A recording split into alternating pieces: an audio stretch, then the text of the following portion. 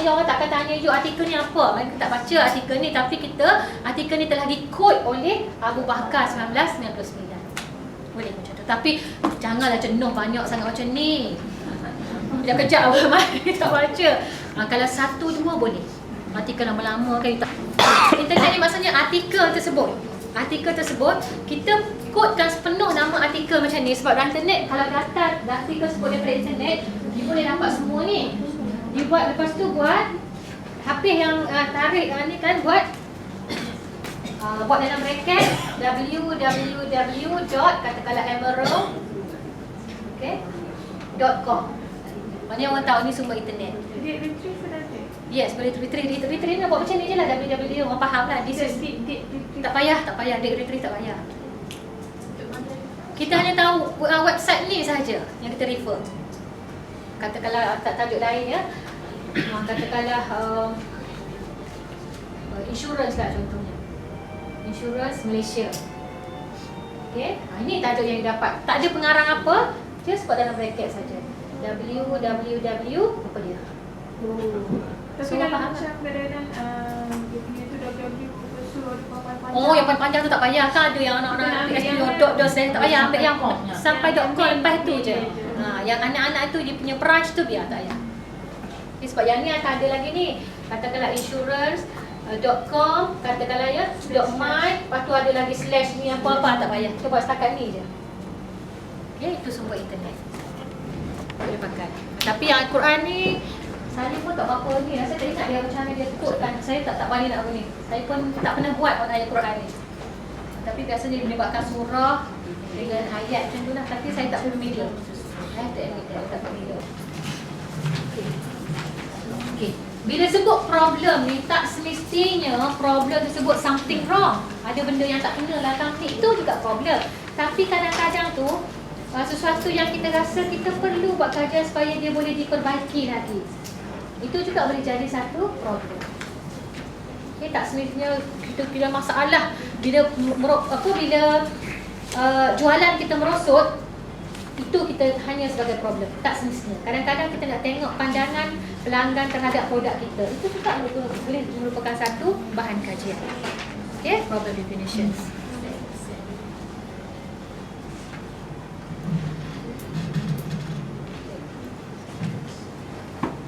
Okay, so problem ni dalam peringkat penyelesaian akademik, part ni yang kritikal sekali. Sebab part ni kan kita nak betul-betul nak tulis supaya orang nampak, oh memang worth mengkaji benda ni, memang benda tu berlaku, memang wujud masalah sebenarnya. Peringkat ni yang paling, yang bagi saya dan kritikal sekali nak tulis. Sebab kita nak tulis supaya pembaca, bila baca benda tu dia nampak, oh patut nak kaji benda ni pun. Memang benda ni fenomena memang berlaku. Memang perlu kita tengok benda ni. Nanti you tengok dalam contoh saya bagi, nanti kita tengok macam mana penulisan problem ni buat. So daripada mana problem ni kita dapat? Daripada literature review kita. So literature review termasuk dari segi daripada surat khabar, daripada artikel dan sebagainya. So problem ni merupakan satu situasi yang di mana di situ persoalan yang kita nak cuba jawab. Soalan yang kita nak cuba jawab. So problem ni kita buat dalam bentuk statement. Sebab tu dipanggil sebagai pernyataan masalah.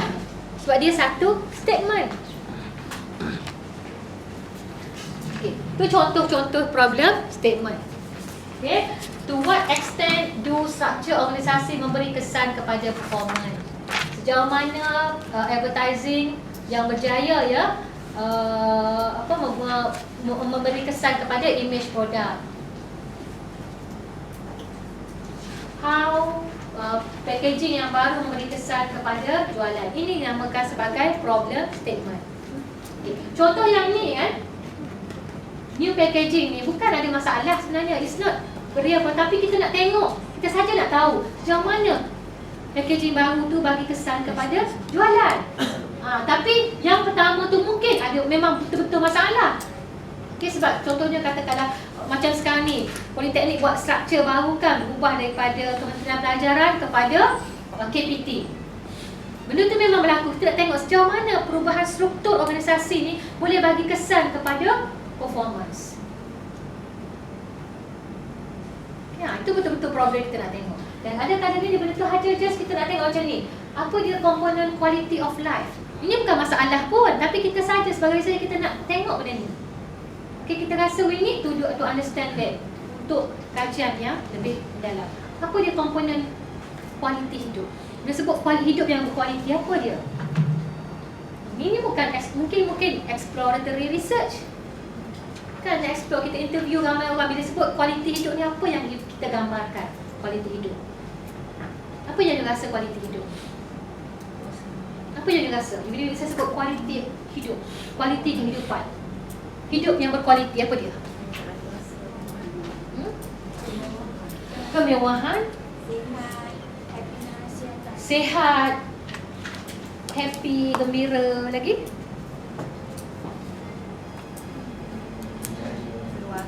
Kejayaan. Banyak kan? So benda tu mungkin bukan masalah, tak ada masalah pun. Tapi kita just nak tahu, nak buat kajian exploratory study, macam mana orang melihat kualiti hidup. Okay, tu problem statement macam itulah. What are the component of quality hidup? Macam mana kita komponen quality, macam mana kita justify quality hidup. Okay. Boleh start kat tu? Boleh lagi? Ataupun nak break 5 minit dulu ke? Take 5. Boleh ni teori ataupun orang kata theoretical framework.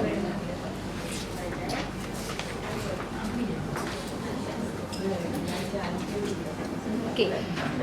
Bila kita dah kenal pasti masalah, okey, kita dah buat literature review, langkah seterusnya adalah pembentukan kerangka teori. Kerangka teori ni dalam erti kata yang mudah ya, merupakan tulang belakang research kita, merupakan peta ataupun hala tuju kajian kita. Itu kerangka teori ya. So biasanya dalam kerangka teori, bila kita tengok satu kerangka teori, puaskan internet lah. Okay, kita ada apa tadi? Masa menunggu, bilangan komputer,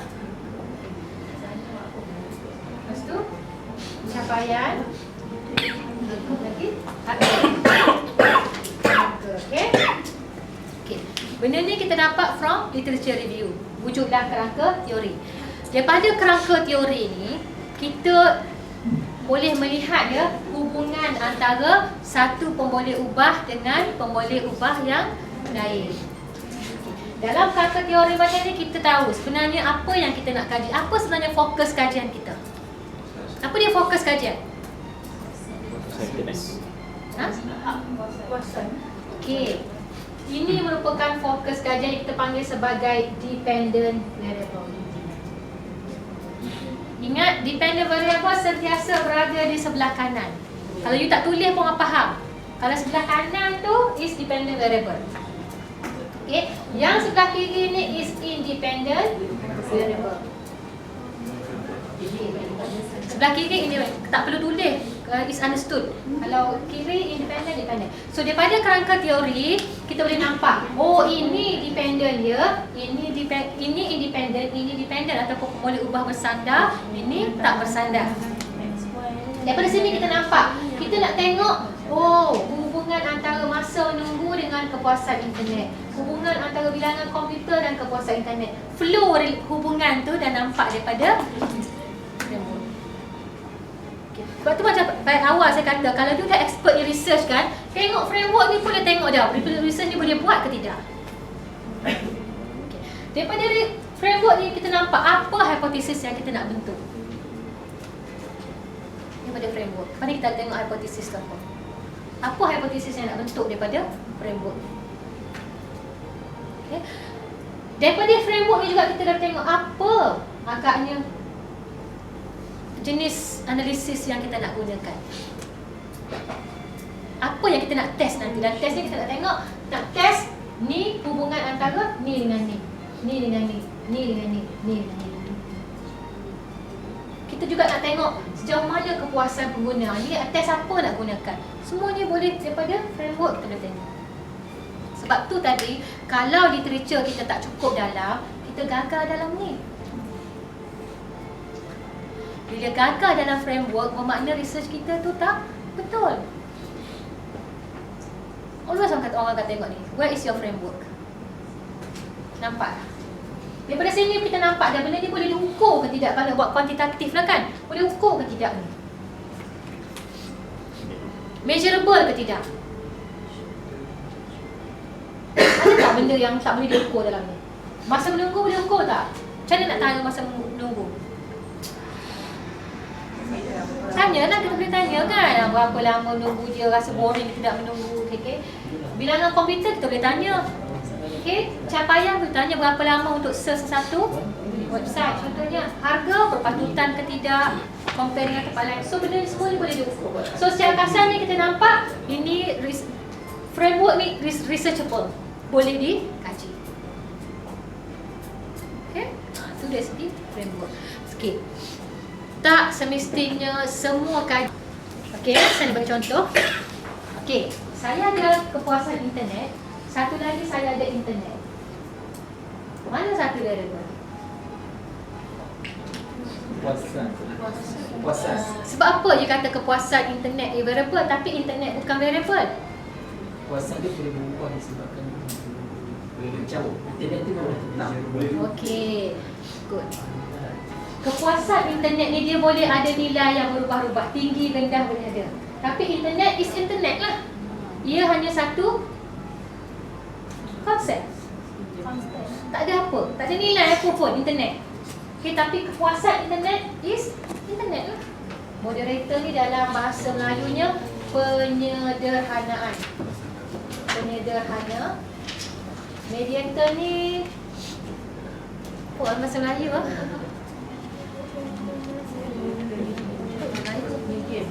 Mediator ni. Tak erti bahasa Melayu apa. Tak ingat istilah. Apa? Cerita lah. Ingat bahasa Melayu. Dia tak dengar dia. Okey. Apa dia? Pendengar? Pendengar. Betul lah, pendengar. Mediate kan pendengar. Okey.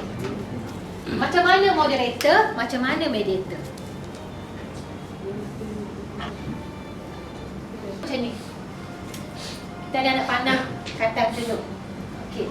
Dalam benda ni kita katakan bahawa minat pelajar mempengaruhi prestasi pelajar. Memang hubungan tu wujud. Minat mempengaruhi prestasi.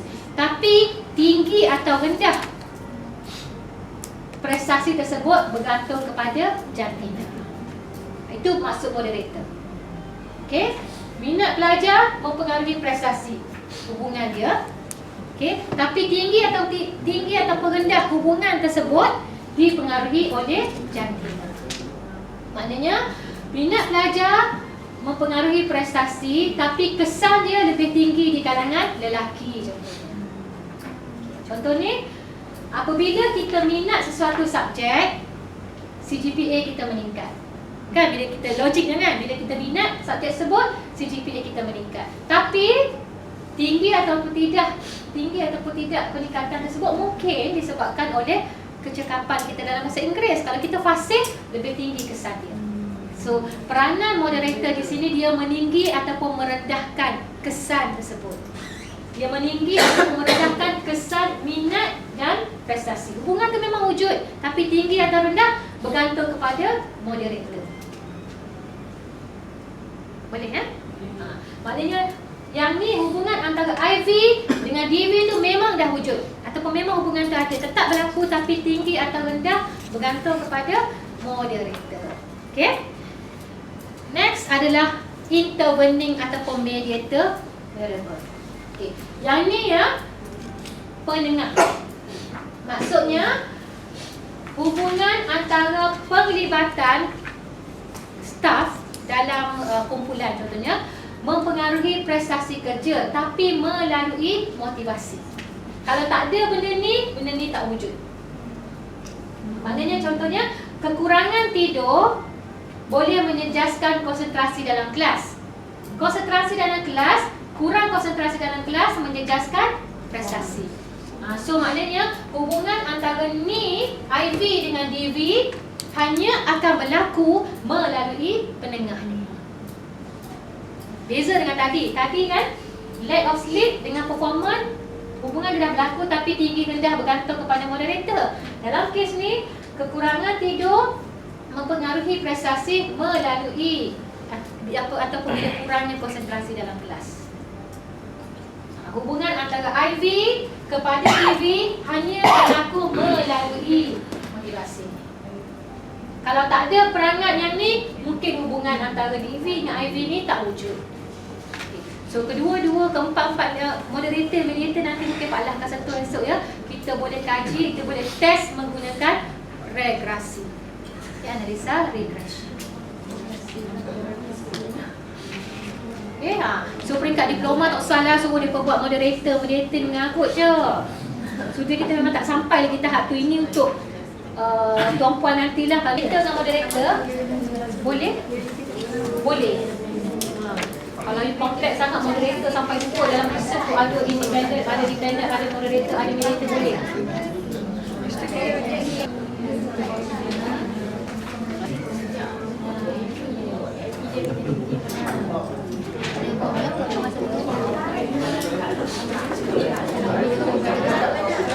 Iya, main.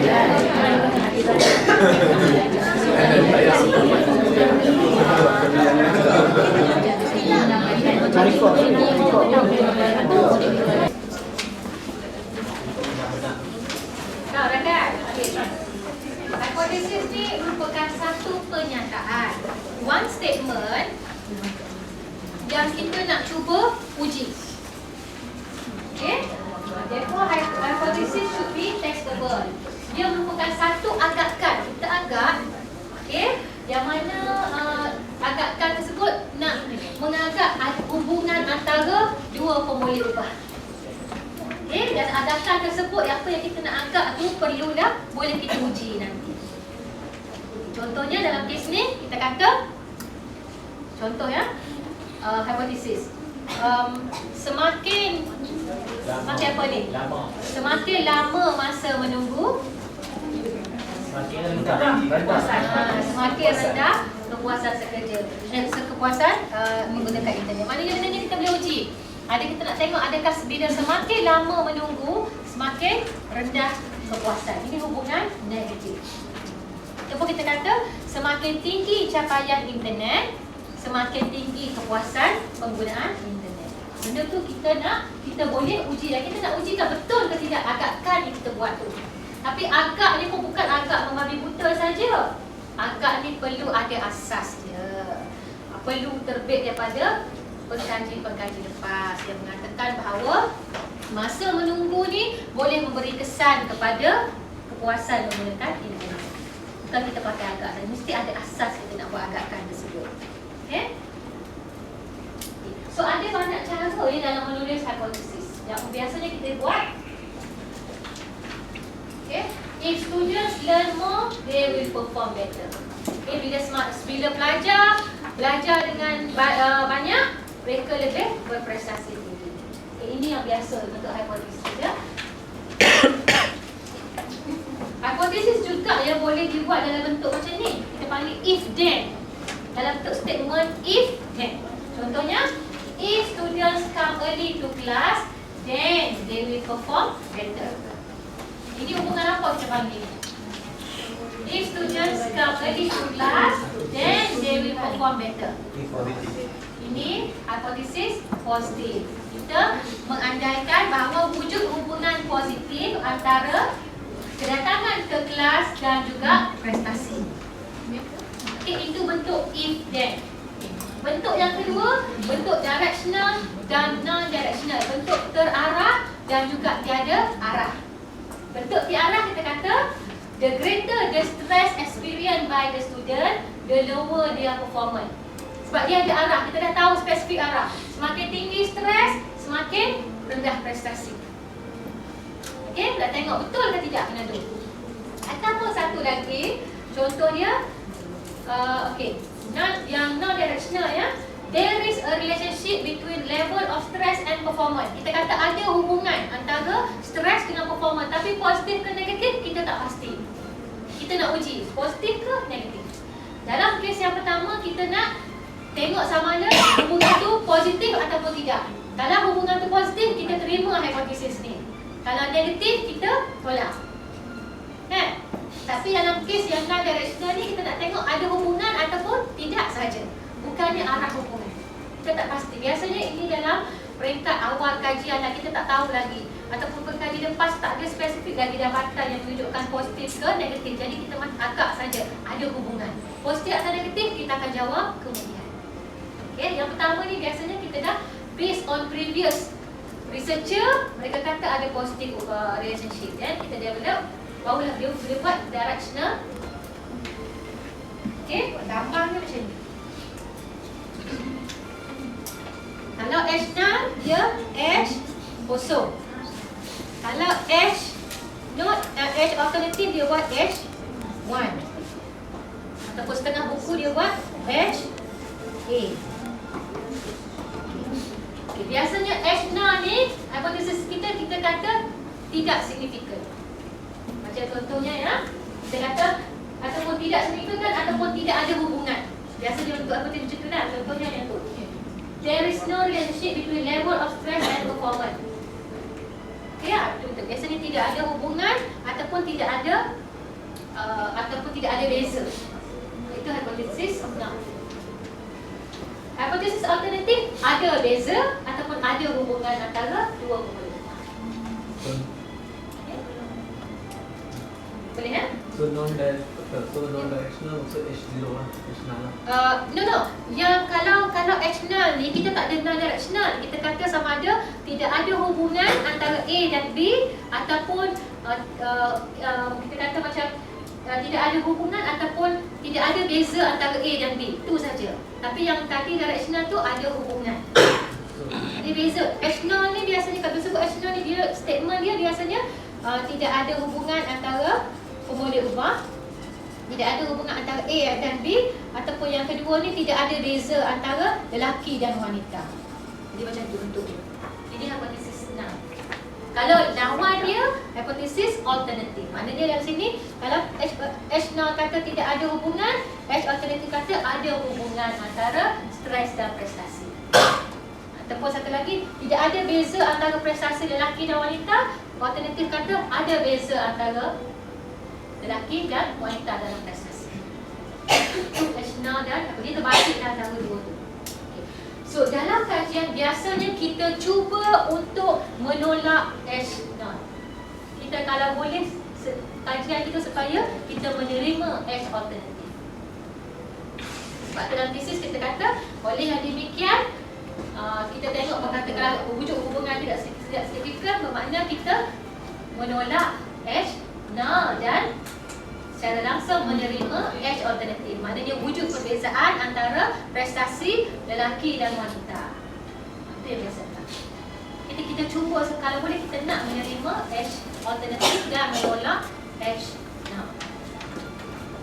So cara nak mula ni macam-macam mesin ya. Ada yang buat hanya H macam ni saja, buat H0 saja macam ni pun ada. Ada yang buat dua statement. Macam tu pun ada. Okay, ada yang buat hanya dia buat hipotesis 1 apa, hipotesis 2 apa, tapi semuanya ada hubungan, ada beza macam tu. Dia ada banyak cara nak.